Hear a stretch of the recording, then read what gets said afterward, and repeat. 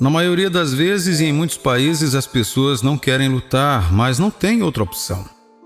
Eles devem se alistar nas Forças Armadas ou enfrentar a prisão. Somos automaticamente recrutados para o combate espiritual quando professamos a fé em Jesus Cristo. Nós nos juntamos ao exército de Cristo como soldados, e os soldados passam por muitas provações e tribulações. Em 2 Timóteo, capítulo 2, versículos 3 e 4, Paulo escreve dizendo: participa dos meus sofrimentos como bom soldado de Cristo Jesus. Nenhum soldado em serviço se envolve em negócios desta vida, porque o seu objetivo é satisfazer aquele que o arregimentou. Um soldado cristão não deve permitir que os aspectos mundanos da vida se tornem o foco principal de sua existência. Um soldado em serviço mantém um estado de prontidão em antecipação às ordens do quartel-general. Sua principal motivação é impressionar a pessoa que o alistou. Deus recrutou o cristão para o seu serviço. Sua mente é o território de Deus, é propriedade dele, é seu domínio. E ele quer que sua mente seja preenchida com suas ideias, seus padrões mentais, seus planos. Por ser o domínio de Deus, sabemos que há um inimigo que quer dominá-lo. Há um adversário disputando a atenção de sua mente, e esse adversário é o diabo. O maior mandamento que Deus deu é amar o Senhor, seu Deus, com todo o seu coração, alma, mente e força, porque é o seu domínio. Deus quer que você o ame de todo o seu coração, mente e alma. Ele quer que você pense nele, coloque seus pensamentos nele, concentre-se nele e pondere sobre as coisas de Deus. É o território dele, então há um conflito acontecendo. O inimigo quer usar mentiras, enganos e processos de pensamentos incorretos para alcançá-lo. No entanto, se você não souber que sua mente e seus pensamentos são propriedade de Deus, você não será capaz de defendê-los, deixando de pensar da maneira que Deus e falhando em defendê-lo do inimigo que atualmente está lutando contra você. Então, filho de Deus, estou pedindo que você entre nessa luta hoje. Quando estiver sendo atacado, não deixe seus pensamentos indefesos. Você deve lutar na guerra e vencer. Veja, sua vida se move na direção de seus pensamentos mais poderosos, seja qual for esse pensamento. Ele guiará sua vida nessa direção. E muitos podem estar pensando agora: então já era, pois seus pensamentos mais poderosos provavelmente não têm sido tão positivos recentemente. Sendo assim, tenho uma pergunta para você. Você está feliz com seus pensamentos? Você gosta do lugar para onde seus pensamentos o têm levado ao longo da sua vida?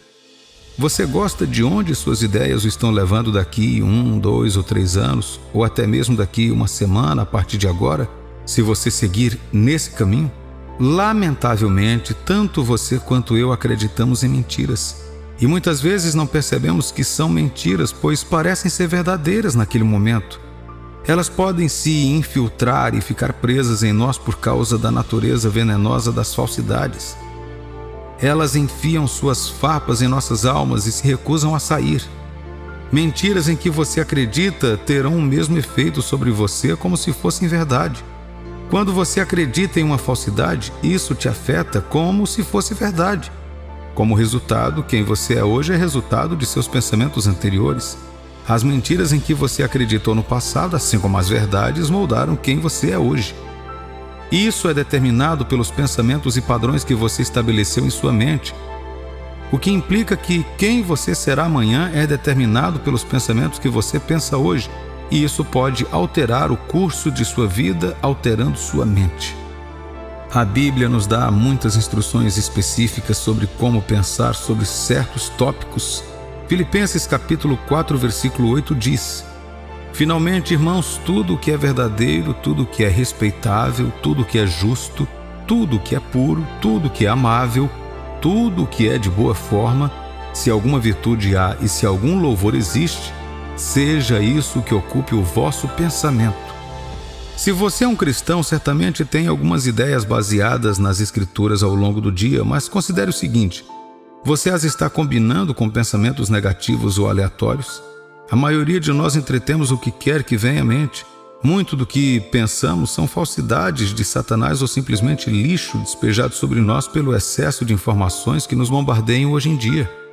Com isso, o diabo pode tomar o comando de sua vida, pois ele estará no comando de seus pensamentos. Jesus, falando aos seus discípulos, disse em Marcos capítulo 4, versículo 24: Atentai no que ouvis, com a medida com que tiverdes medido, vos medirão também, e ainda se vos acrescentará. Então veja, quanto mais tempo passamos na palavra, mais poder e capacidade teremos para andar nela, de acordo com este versículo. Jesus também nos disse que quanto mais lermos e ouvirmos a Bíblia, mais revelações receberemos para compreendê-la plenamente. Somos preguiçosos na carne e desejamos receber de Deus sem fazer nenhum esforço de nossa parte. Mas não é assim que funciona. Somente o que você está disposto a colocar na palavra você obterá dela. Encorajo você a assumir o compromisso diário de refletir sobre a palavra de Deus, porque quanto mais tempo você passar fazendo isso, mais virtude e conhecimento você obterá dele. O inimigo está pronto para vir e roubar nossas almas. No entanto, para que o diabo seja bem-sucedido, ele deve governar a sua mente. A mente serve como um portal para o coração. É ela que emite um comando para o corpo e o corpo obedece. No campo de batalha mental há um conflito entre o bem e o mal. Graças a Deus que, pela obra da cruz, nos reconciliou, sendo que antes éramos alienados e inimigos em nossas mentes. Deus já nos forneceu tudo o que precisamos para vencer a luta mental. Para que isso aconteça, deve haver uma renovação da mente. Romanos capítulo 12, versículos 1 e 2 diz: Rogo-vos, pois, irmãos, pelas misericórdias de Deus, que apresenteis o vosso corpo por sacrifício vivo, santo e agradável a Deus, que é o vosso culto racional. E não vos conformeis com esse século, mas transformai-vos pela renovação da vossa mente, para que experimenteis qual seja a boa, agradável e perfeita vontade de Deus. A renovação ocorre quando nossas visões e pensamentos morais, espirituais e intelectuais se alinham com o pensamento de Deus, que tem a intenção de transformar nossas vidas. A mente, que inclui os poderes da percepção e compreensão, é a sede da consciência reflexiva, uma nova natureza. Uma transformação ocorre quando o nosso pensamento está focado na meditação da palavra de Deus. Transformação denota metamorfose, mudar para uma forma diferente, passar por uma transformação completa que se manifestará no caráter e na conduta sob o poder de Deus. A mudança interior e a disciplina espiritual é necessária para a renovação. Para sermos eficazes, nossas mentes devem estar sintonizadas com a vontade de Deus. Devemos resistir às tentativas do mundo de nos moldar e formar. A transformação ocorre quando nossos pensamentos são regenerados. Quando passamos por uma transformação, apresentamos nossos corpos como sacrifícios vivos, santos e aceitáveis a Deus. O corpo é um veículo que se move com o único objetivo de realizar a vontade de Deus. 1 Coríntios capítulo 6, versículos 19 e 20 diz: Acaso não sabeis que o vosso corpo é santuário do Espírito Santo que está em vós, o qual tendes da parte de Deus, e que não sois de vós mesmos? Porque fostes comprados por preço. Agora, pois, glorificai a Deus no vosso corpo. Nosso serviço também significa nossa adoração. Adoração e serviço são essenciais.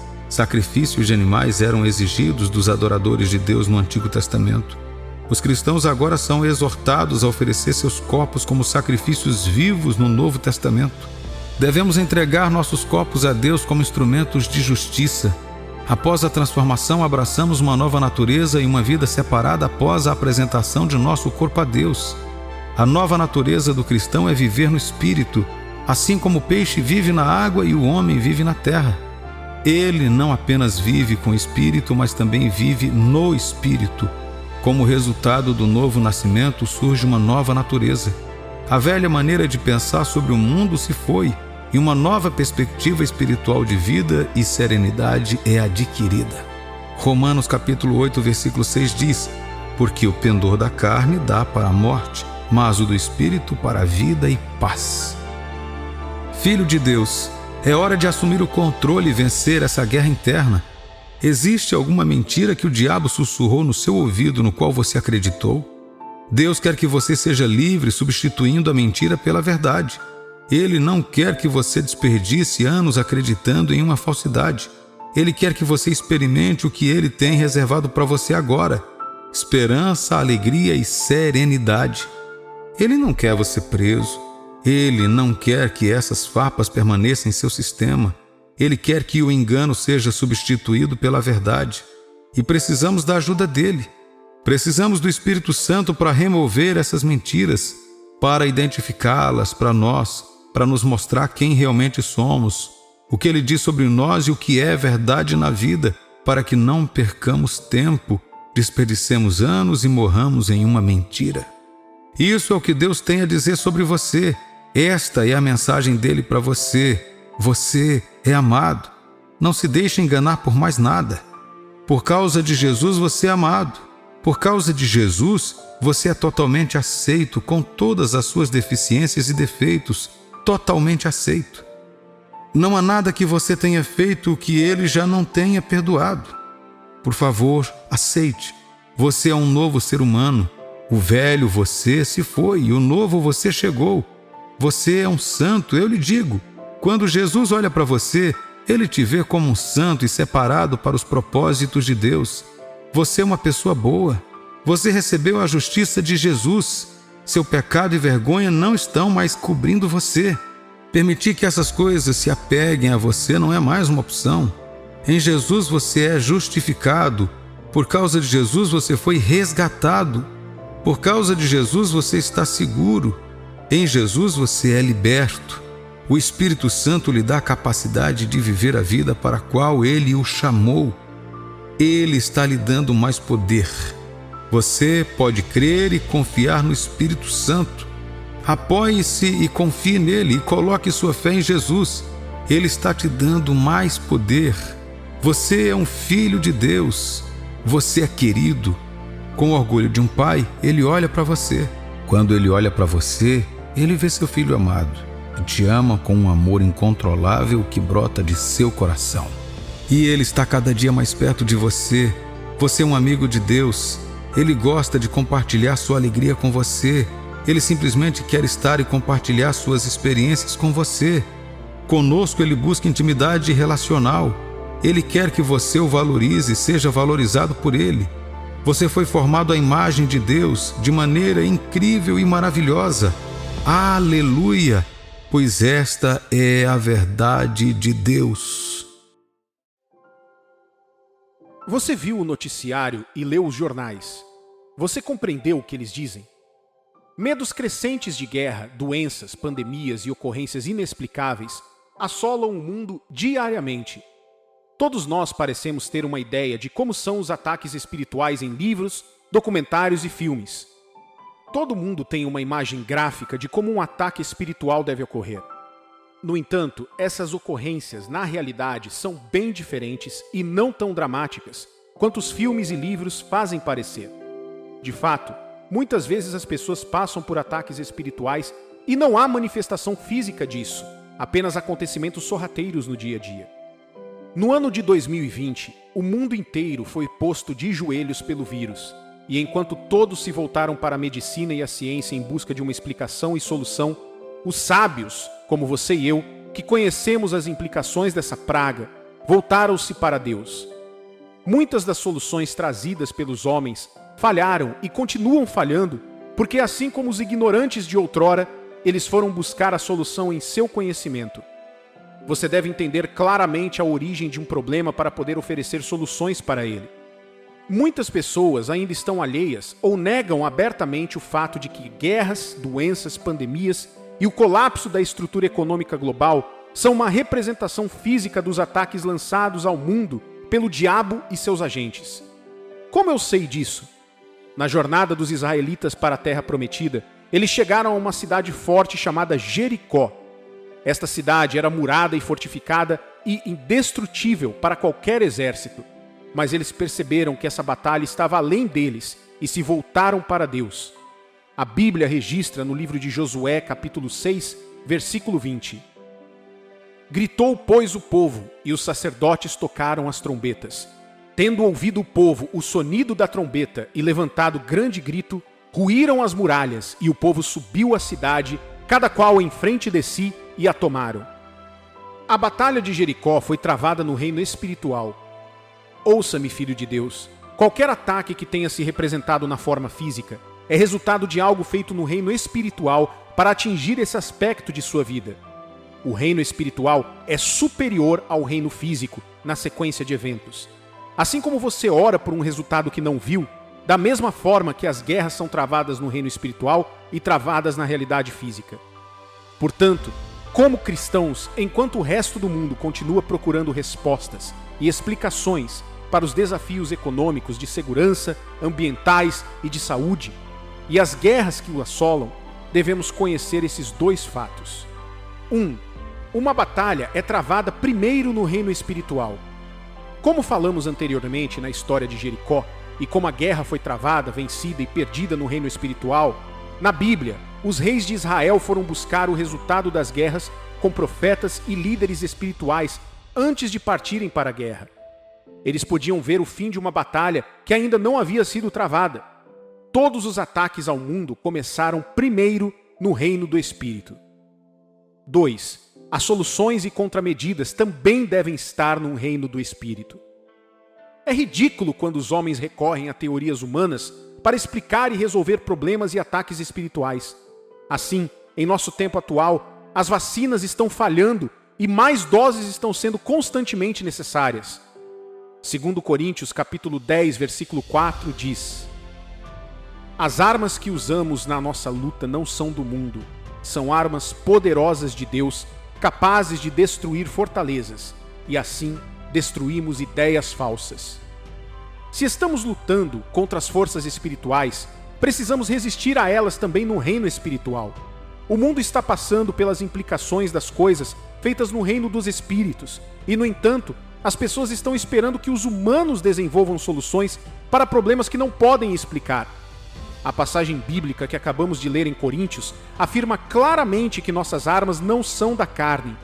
As soluções que o mundo precisa não virão da carne. As armas da carne falharam e haverá mais falhas às custas da humanidade se não nos levantarmos e começarmos a assumir o comando do reino espiritual. A devastação do mundo e seus sistemas continuará até que um grupo de pessoas de Deus se levante. O desafio com as pessoas do mundo é o fato de que constantemente e conscientemente ignoramos as advertências de Deus sobre esses ataques. Desde os dias da Bíblia, os últimos dias foram preditos e Deus não falou em termos mais claros sobre esses ataques. Em 2 Timóteo, capítulo 3, versículo 1, a Bíblia diz: Lembre disto, nos últimos dias haverá tempos difíceis. E ao longo do livro do Apocalipse, você encontrará o relato de como seriam esses ataques. Quando você compara esses avisos, sinais e atuais ocorrências inexplicáveis, você concorda que o mundo precisa de antídotos e defesas espirituais para essas doenças e ataques que enfrenta em todo o mundo. Ouça-me, filho de Deus, o mundo está passando pela devastação que o arruinará, a não ser que um grupo de pessoas de fé decida se levantar. Concordamos que esses ataques são espirituais. Também concordamos que nossas contramedidas devem ser espirituais, mas todo esse conhecimento será desperdiçado a menos que um grupo de pessoas de fé decida se levantar e se posicionar no lugar da reconfiguração espiritual do mundo. É hora de lutar. Sim, é hora de lutar. A coisa mais assustadora da vida é o medo do desconhecido. O que você não conhece vai te assustar na maioria das vezes. A razão pela qual um quarto escuro se torna assustador é que você não sabe o que está dentro dessa escuridão. Imediatamente você procura iluminar aquela sala. Todo o seu medo se dissipará, até que você decida usar a única arma disponível nessa batalha com a escuridão e seus medos. Você continuará a ter medo do escuro. Se não acender a luz, você perderá a batalha contra a escuridão e sairá correndo do quarto com medo. Você vence a escuridão através da luz. A resistência contra os ataques do mundo só será possível com uma ofensiva agressiva de luz. A escuridão está sobre a face da terra e a luz é necessária. Ouça-me, filho de Deus, esta geração não é peculiar para ataques. Não somos os primeiros habitantes da terra e não somos os primeiros a sofrer tantos ataques. Mas uma coisa que é peculiar a cada vez que o mundo enfrenta essas trevas e ataques é que as pessoas se levantaram e lutaram nos reinos espirituais, e muitos avivamentos nasceram das premissas de tais levantes. O que precisamos fazer ao nos levantarmos contra essas forças? Apenas um exército medíocre entra em uma batalha sem estratégias. Existem diretrizes para o nascimento do avivamento. Uma delas é que devemos ser humildes e nos voltarmos para Deus. Segundo Crônicas, capítulo 7, versículo 14, diz: Se o meu povo, que se chama pelo meu nome, se humilhar e orar e me buscar e se converter dos seus maus caminhos, então eu ouvirei dos céus, perdoarei os seus pecados e sararei a sua terra. Humildade para voltar a Deus como uma geração e dizer: já causamos danos suficientes por conta própria, nos ajude, é necessária para erguermos o estandarte de Deus contra os inimigos. O mundo continuará enfrentando essas batalhas até que percebamos nossas inadequações e nossa necessidade coletiva de Deus. Os filhos de Israel foram muito ajudados por Deus em sua jornada para a Terra Prometida. Mas em algum momento dessa jornada, eles perderam o foco em Deus e seguiram outros deuses. A Bíblia registra como Deus se afastou deles e Israel foi devastado por guerras, saqueado e destruído. Devemos nos livrar de todo o nosso conhecimento e armadura humana. O livro de Efésios, capítulo 6, versículo 13, diz: Portanto, tomai toda a armadura de Deus, para que possais resistir no dia mau, e depois de terdes vencido tudo, permanecer inabaláveis. A humanidade deve colocar-se sob o governo de Deus e perceber que em nós mesmos não sabemos nada e por nós mesmos não somos nada. Os braços da carne falharão continuamente até chegarmos à aceitação de que precisamos de Deus para lutar por nós. Estamos falhando em proteger o mundo porque nos recusamos a abrir mão de nosso entendimento e insistimos em travar batalhas espirituais com táticas físicas. A Bíblia fala sobre contender com o inimigo à porta. Contendas têm a ver com luta. Em uma luta pelo controle, não podemos permanecer na defesa. Devemos nos levantar e começar a lutar. Sabemos o que é preciso, sabemos quem é preciso, sabemos quem está por trás dessa devastação incessante dos sistemas do mundo. E Deus nos garantiu seu apoio inabalável em face das batalhas somente se nos colocarmos sob o domínio de sua vontade. A jornada para o domínio espiritual do mundo deve ser travada com proatividade. Chega de viver na defensiva e de sofrer baixas. É hora de começar a lutar contra os inimigos. Ouça-me, ao longo dos anos, o diabo trabalhou muito e com o tempo devastou a terra e reivindicou territórios. Devemos começar a lutar para recuperar esses territórios que ele reivindicou. Você já considerou o que a Bíblia diz no livro de Amós, capítulo 9, versículo 14? Mudarei a sorte do meu povo de Israel. Reedificarão as cidades assoladas e nelas habitarão. Plantarão vinhas e beberão o seu vinho. Farão pomares e lhes comerão o fruto. Este chamado para o reavivamento e para levar a luta ao campo do inimigo está chegando no momento em que o mundo mais precisa. Lute com as armas da fé, mas fé com inteligência.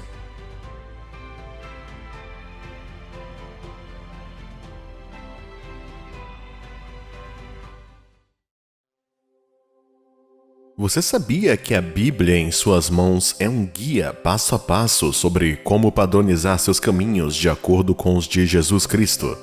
Sim, toda a ideia do cristianismo é um modo de vida de Cristo, que todos devemos adotar para sermos aceitos como Ele. Mas muitas vezes somos tentados a insistir em nossos caminhos e por toda a Bíblia, e até mesmo nos tempos contemporâneos, chegamos à conclusão de que a insistência em sua própria vontade e caminho significa perdição. Considere esta passagem no livro de Provérbios, capítulo 14, versículo 12, que diz: Há caminho que ao homem parece direito, mas ao cabo dá em caminhos de morte. Muitas vezes nos deixamos levar por tantas coisas acontecendo em nossas vidas e passamos a ter tanta fé em nossas próprias habilidades, enquanto rebaixamos o lugar de Deus nestes acontecimentos. Tantas vezes entramos em um caminho e, de todas as possibilidades e cálculos humanos, esse parece o melhor. Porém, no final dela, você percebe tarde demais que esteve no caminho errado esse tempo todo. Agora há uma maneira de você ter certeza de que o fim não é a morte para você.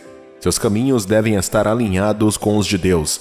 Deve haver uma sincronização de seus próprios caminhos com os de Deus.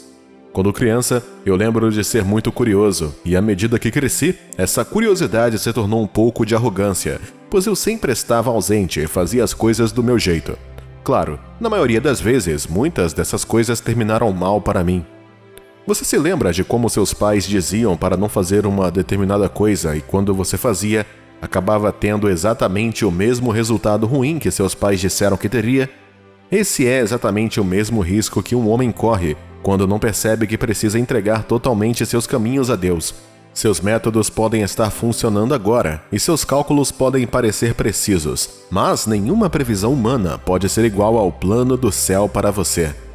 Por que você deve permitir que Deus faça a vontade dele em sua vida? Sei que muitas vezes, quando as coisas estão indo melhor do que imaginávamos, muitos começarão a ver o motivo de menos Deus em seus negócios. O lugar de autossuficiência no reino de Deus é um lugar muito perigoso para se estar. Um homem sábio reconhece suas inadequações e almeja a perfeição, que os caminhos de Jesus Cristo representam no reino. Sim, filho de Deus, os caminhos de Jesus representam a perfeição até o fim. Sendo assim, por que você deve permitir que Deus faça o que quer em sua vida? Ele cuida de você. No livro 1 de Pedro, capítulo 5, versículo 7, lançando sobre ele toda a vossa ansiedade, pois ele tem cuidado de vós. Filho de Deus, ouça, sua vida e situação não são difíceis para Deus. Você é uma pessoa singular para ele, mas sua situação não é estranha ou particularmente nova para Deus. Ele sabe que você tem medos, ele vê seus medos. Ele sabe que você está ansioso com o amanhã e com o que acontecerá em sua vida, porque não tem a oportunidade de olhar para o futuro. Ele sabe que você fica com medo sempre que pensa em como será a vida amanhã ou depois. Portanto, ele disse na passagem que acabamos de ler que você deve lançar sobre ele todas as suas ansiedades. Ele sabe tudo. Sim, você me ouviu direito. Deus não é limitado pelo tempo, espaço ou matéria. Isso significa que ele está em todos os lugares, em tudo e a qualquer hora. O livro de Colossenses, versículo 1, capítulo 17, nos faz saber que ele é antes de todas as coisas. Nele, tudo subsiste. Uma das primeiras lições que aprendi sobre Deus foi com minha mãe. Ela sempre me dizia que antes de me dar à luz, Deus já me conhecia. Eu me perguntava como um Deus que eu não via e não conhecia já me conhecia antes de eu existir. Mas à medida que cresço, começo a ver o motivo pelo qual ela dizia isso. Minha mãe me disse isso porque sabe que Deus existe antes do tempo, no tempo e além dele. Esse é um Deus que você deve deixar ter o controle de seus caminhos e suas situações. Na minha opinião, um Deus que conhece o início da sua vida, o presente, e sabe onde ela vai terminar, está qualificado para cuidar dos assuntos da sua vida. Imagina sua vida sendo guiada e protegida por um Deus que te ama, que cuida de você e que tem todas as suas informações em mãos. A razão pela qual você ainda está passando por muita coisa sem qualquer sinal de uma luz do fim do túnel é que você ainda não deixou Deus fazer a vontade dele na sua vida. Não há glória em Deus em entrar em uma vida na qual ele não é necessário. A Bíblia deixa claro que Deus nunca compartilhará a sua glória com nenhum homem. Portanto, enquanto você segurar as rédeas da sua vida, Deus é disciplinado o suficiente para permitir que você tenha o controle. Até que seja 100% entregue, Deus não interfere. Os protocolos do céu a respeito disso são rígidos. Sabendo que você precisa que Deus faça a vontade dele na sua vida, a próxima pergunta é: como permitir que Deus faça isso?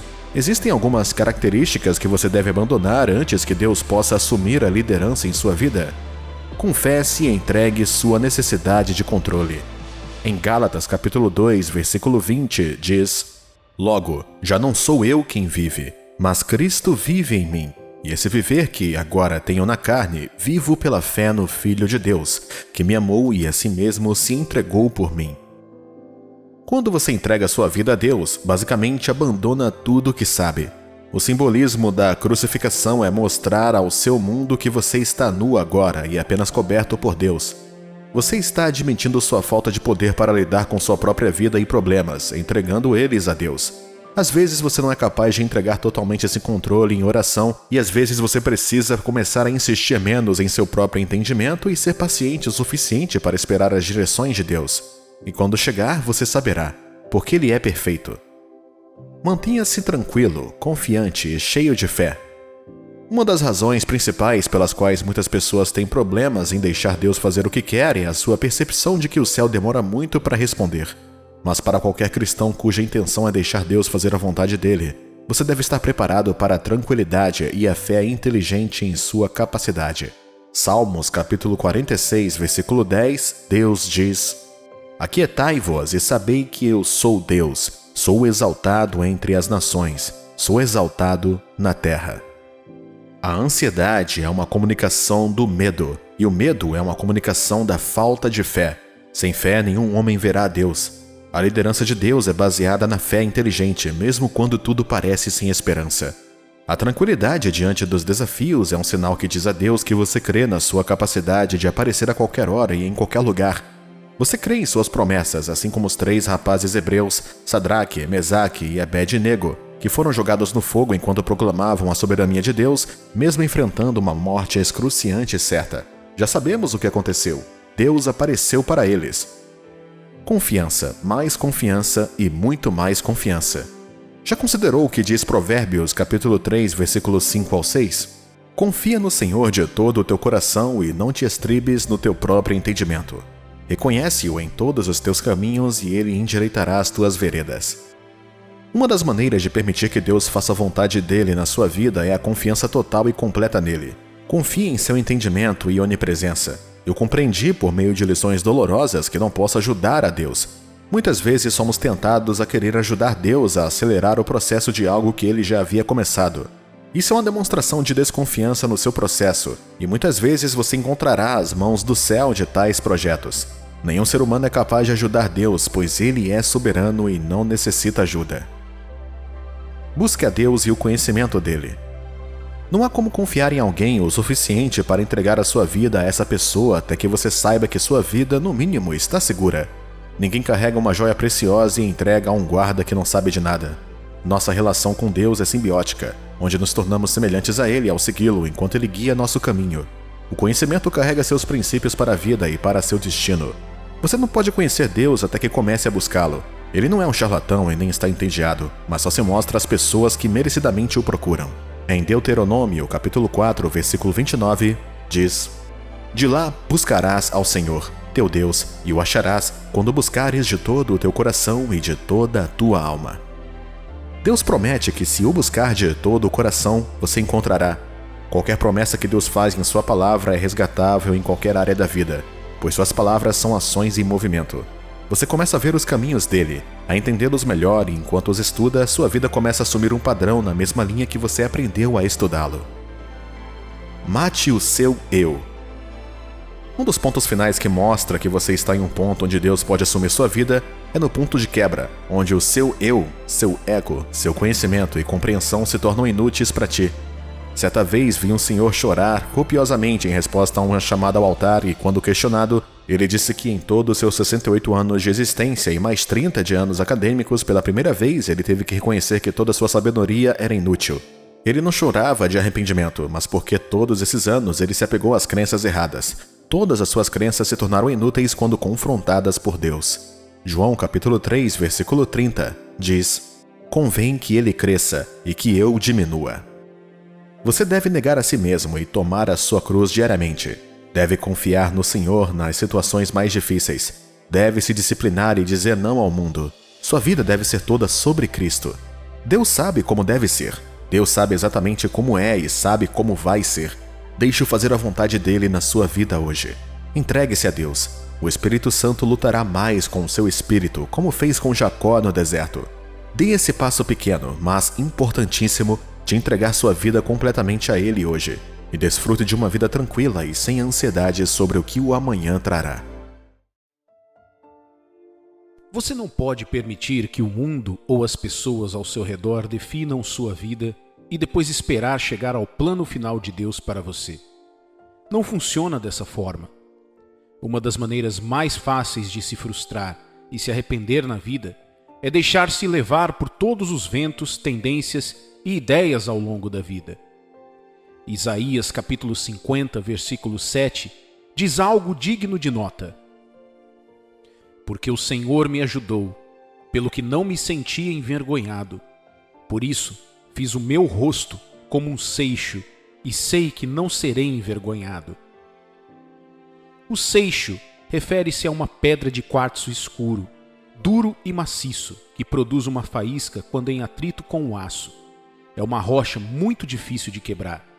É tão dura que quando atingida por um aço ou outra rocha dura, gera fogo. Pense nisso por um momento. As palavras do profeta Isaías foram, na verdade, uma profecia da natureza resoluta de Jesus para enfrentar a cruz e obter a glória que lhe foi proposta. É uma palavra que veremos na vida de Jesus, nosso Senhor, e que ecoou nas epístolas posteriores no Novo Testamento. Hebreus capítulo 12, versículo 2 diz: olhando firmemente para o autor e consumador da fé, Jesus, o qual em troca da alegria que lhe estava proposta, suportou a cruz, não fazendo caso da ignomínia, e está sentado à destra do trono de Deus. Jesus estava tão concentrado em cumprir o plano de Deus para a sua vida, que nada mais importava para ele. Ele estava decidido a enfrentar a tortura, a vergonha e a morte.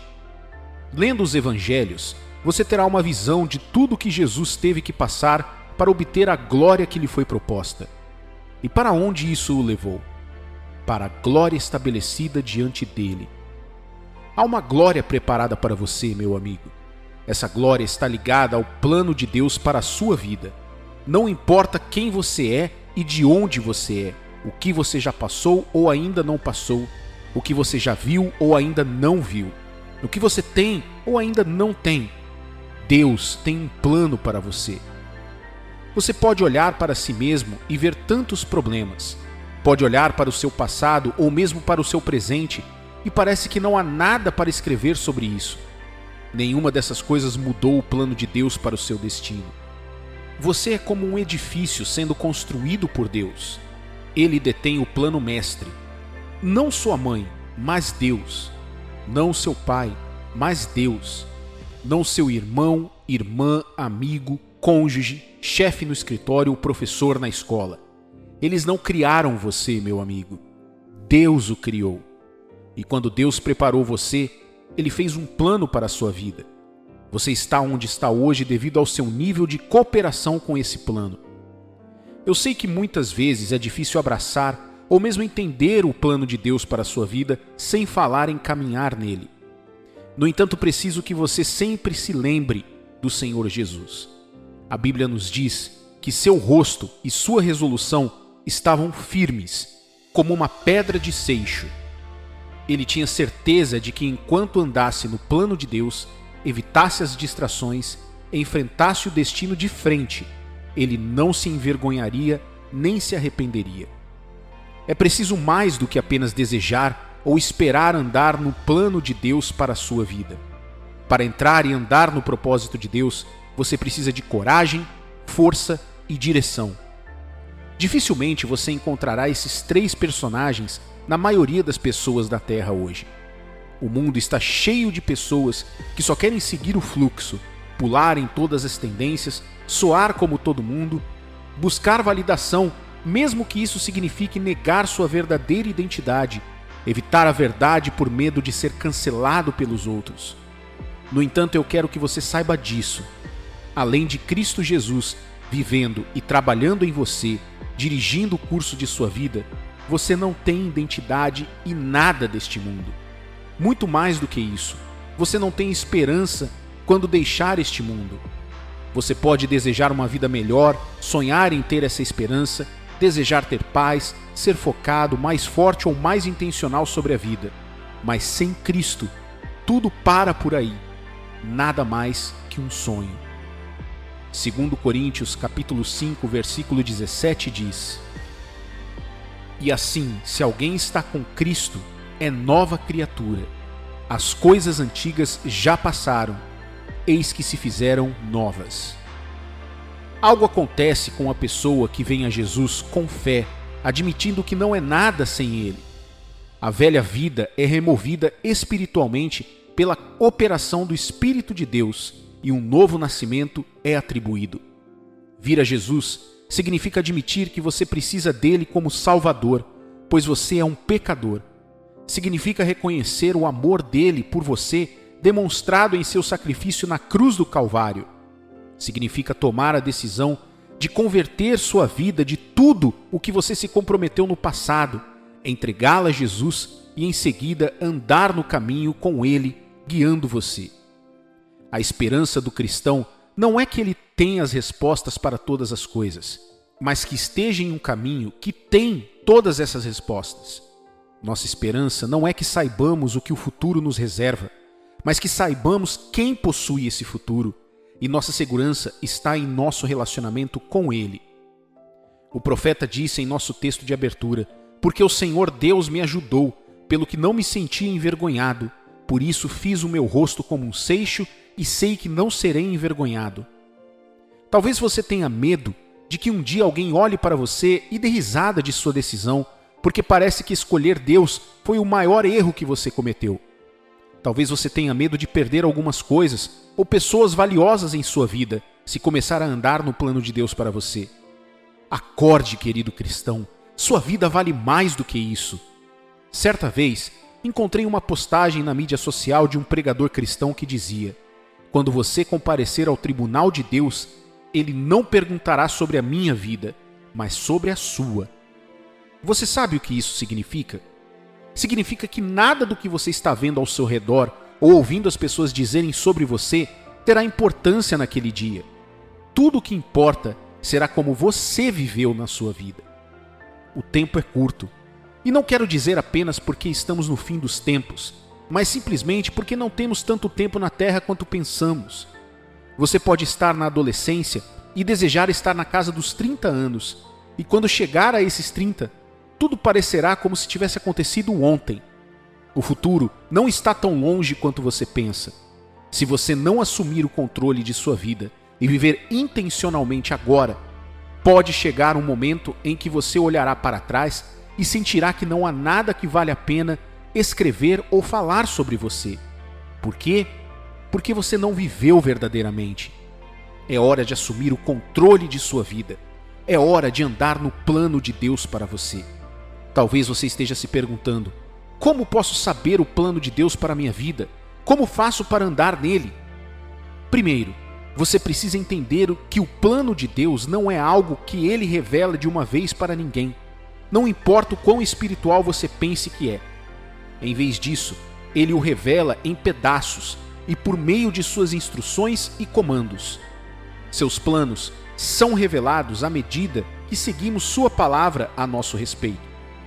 Por exemplo, certa vez algumas pessoas questionaram Jesus, querendo saber qual era o plano de Deus para suas vidas e como deveriam andar nele. Ouça o que Jesus lhes disse em João capítulo 6, versículos 28 e 29. Dirigiram-se, pois, a ele perguntando: que faremos para realizar as obras de Deus? Respondeu-lhes Jesus: a obra de Deus é esta, que creiais naquele que por ele foi enviado. A vontade de Deus está em toda a Escritura, mas a principal delas é crer em seu Filho, Jesus. Você pode fazer todas as resoluções que quiser e ser tão bem-sucedido quanto quiser aos olhos de todos no mundo. Sem Jesus Cristo, a vontade suprema de Deus para a sua vida, você não tem esperança nem no agora e nem no porvir. Este é o primeiro passo para retomar sua vida e andar no plano de Deus para você. Sua fé em Jesus Cristo deve estar em vigor e bem estabelecida. Você é um filho de Deus, alguém que decidiu seguir Jesus Cristo até o fim.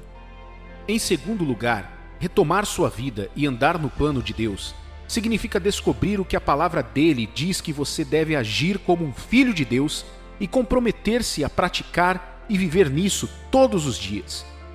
Por exemplo, a Bíblia nos diz em 1 Tessalonicenses que é a vontade de Deus que sejamos santificados vivendo uma vida santa. Ela nos diz que é vontade de Deus que sejamos gratos em todos os momentos, não importando as condições que cercam nossas vidas. Também nos diz em 1 Pedro que é a vontade de Deus que nos comportemos de tal maneira que silenciemos qualquer um que procure uma falha no que cremos. Isso significa que você não tem como professar a fé em Jesus e depois viver uma vida questionável. Talvez você sinta que andar no plano de Deus significa ter um anjo aparecendo para você, recebendo uma profecia que diz que você deve fazer isso ou aquilo em sua vida, ou algum outro tipo de revelação especial. E porque você não tem nenhuma dessas coisas, você pensa: bem, talvez Deus não tenha um plano para mim no final. Mas veja bem, é aí que muitos de nós perdemos. O plano de Deus se revela nos pequenos detalhes da vida. Caminhar nela significa poder observar esses pequenos detalhes e comprometer-se a viver com coragem. Cada passo que você dá em obediência às instruções de Deus de acordo com a sabedoria que você recebe de sua palavra, você está retomando sua vida. Em contraste, cada passo que você dá, vivendo do jeito que você quer ou do jeito que todo mundo quer, o que não está de acordo com o plano de Deus, você está jogando sua vida fora. Um dia você estará diante de Deus para prestar contas de sua vida na terra. O que você dirá ou mostrará a Ele? Eu sei que não seremos salvos pelo que poderíamos ou não fazer, mas pelo que Jesus já fez. No entanto, você precisa perceber que Deus estaria se contradizendo, indo contra a sua própria justiça e retidão, se Ele não nos responsabilizasse pela maneira como vivemos nossas vidas. A obra consumada de Jesus nos tornou candidatos à herança de Deus e cidadãos do reino de Deus. Também nos deu a capacidade de operar na graça de Deus e representar a Ele na terra. Não faria sentido aceitar que Jesus é meu mestre e Senhor se ninguém pudesse dizer qualquer diferença entre quem eu sou agora e quem eu costumava ser. Um sinal do seu encontro com Jesus é a transformação que ocorre em você. Essa transformação, embora não aconteça da noite para o dia, torna-se seu testemunho do poder da salvação em sua vida. Eu era cego, agora posso ver. Seu irmão estava morto, mas agora ele vive. Ele estava perdido, mas agora foi encontrado. Isso não é apenas relato, são testemunhos. Alguém que está perdido os ouvirá e perceberá: se Deus pôde encontrar essa pessoa, então eu também posso ser encontrado.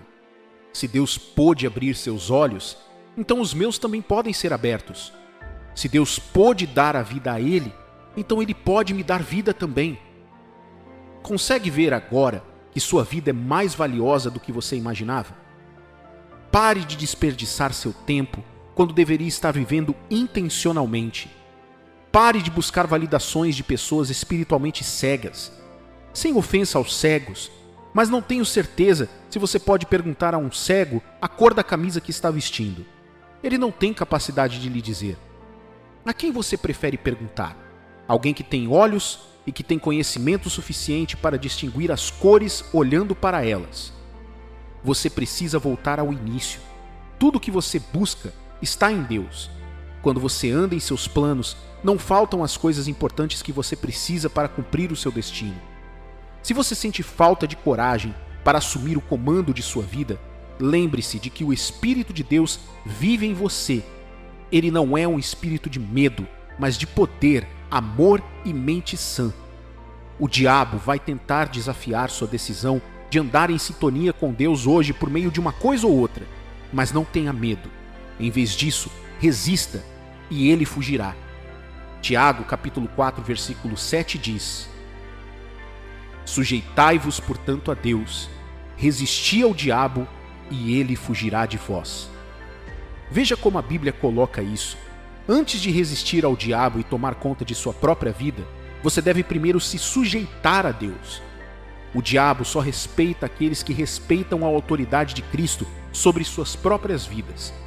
À medida que você decide considerar a palavra e a vontade de Deus para você, sua vida começa a se unir como a bela estrutura que Deus está construindo. Ainda não é o fim. Tome sua vida de volta.